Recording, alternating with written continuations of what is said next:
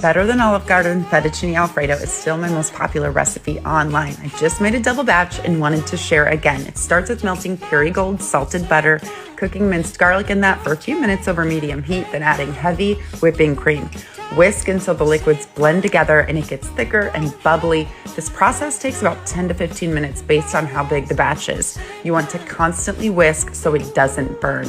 Add grated Parmesan cheese and black pepper. Continue whisking until the cheese is fully incorporated and melted about 5 minutes. Then ladle over prepared fettuccine noodles. It's easy and decadent.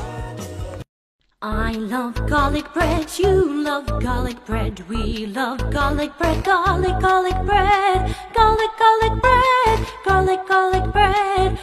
garlic bread, garlic bread.